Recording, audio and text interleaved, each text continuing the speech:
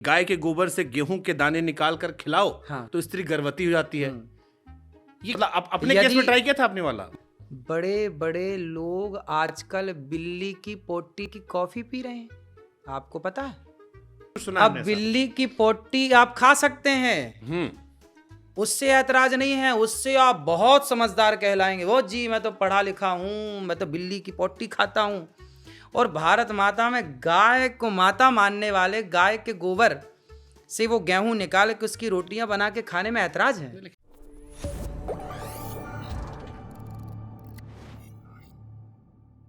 अच्छा, एक और बड़ा जबरदस्त वायरल हुआ था। आपके भी 2 बच्चे हैं ना? हाँ, अब उस पे आज हमको थोक के भाव लोगों ने एक चीज और लिख के भेजी। कहा कि महाराज जी ने कॉन्सेप्ट दिया था कि गाय के गोबर से गेहूं के दाने निकाल कर खिलाओ हाँ। तो स्त्री गर्भवती हो जाती है। ये कौन सा कॉन्सेप्ट था महाराज जी, मतलब ये वाला? क्योंकि इसमें तो अभी हमने एक आईवीएफ के डॉक्टर का इंटरव्यू किया था, आप उनकी दुकान बंद करवा दोगे ये सही हो गया तो? डर तो इसी बात का है लोगों को कि कहीं दुकानें ना बंद हो जाए। ये है ऐसा?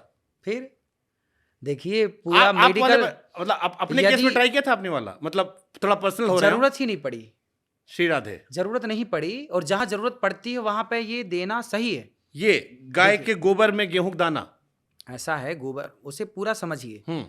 ऐसा है, आपने रघुवंशम पढ़ा होगा, महाकवि कालिदास जी के द्वारा लिखी एक पुस्तक है रघुवंशम, सिलेबस में भी पढ़ाई जाती है संस्कृत में।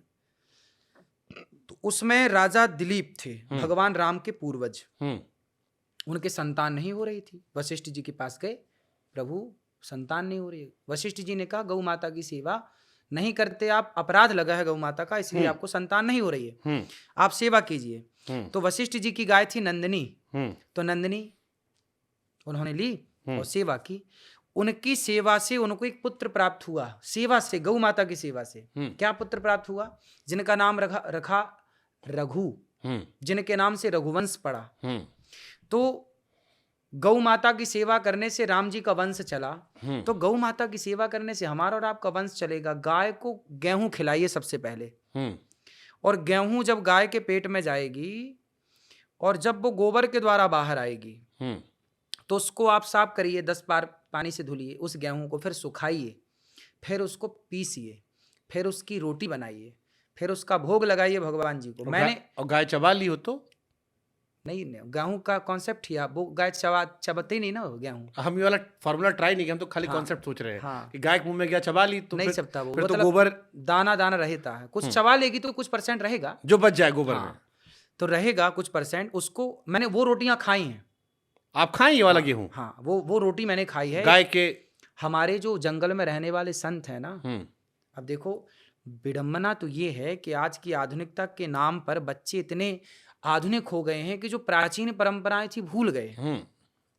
मैं एक संत जी के पास गया, वो जंगल में रहते हैं, तो मैं उनके पास गया तो उन्होंने बोला कि मैं 12 महीने यही रोटी खाता हूँ। संत जी गाय को पहले गेहूं खिलाए, फिर गाय ने गोबर किया, फिर गोबर में से गेहूं छांटे, उसे फिर उसको सुखाए, धुले, साफ करे कई बार, फिर उसको सुखाया, फिर गेहूं की बढ़िया रोटी बनाई, भोग लगाया भगवान जी को, पाओ।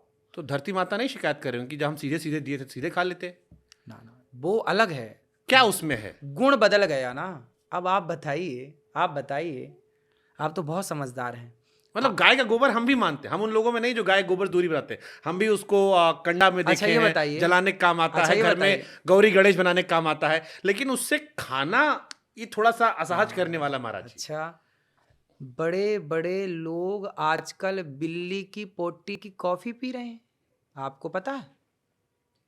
सुना है? कुछ हमने ऐसा सुना है। हाँ, किसी अब बिल्ली का है किसका है, कुछ सुना है। अब बिल्ली की पोटी आप खा सकते हैं, उससे ऐतराज नहीं है, उससे आप बहुत समझदार कहलाएंगे। वो जी मैं तो पढ़ा लिखा हूं, मैं तो बिल्ली की पोटी खाता हूं। और भारत माता में गाय को माता मानने वाले गाय के गोबर से वो गेहूं निकाल के उसकी रोटियां बना के खाने में ऐतराज है। लेकिन महाराज टट्टी तो टट्टी, चाहे गाय की या ना, नहीं, अंतर है। आप ये बात बिल्कुल मत कहिए।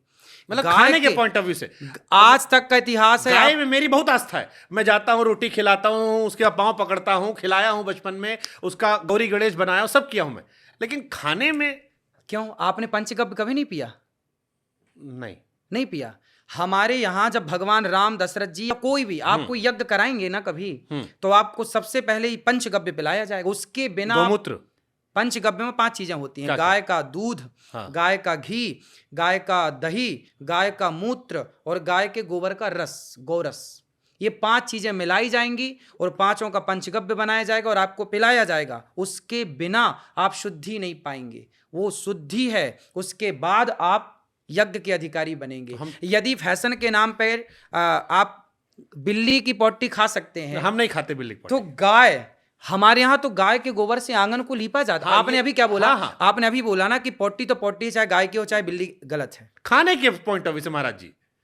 देखिए, गाय के गोबर से सदियों से हमारे यहाँ आंगन लीपा गया, आंगन लीपा गया, दीवार भी कई बार कर देते हैं। फिर उससे पंचगव्य में गाय के गोबर का प्रमाण है। पाराशर संहिता पढ़ के देखिएगा, मैं यूं ही बातें नहीं कर रहा हूं।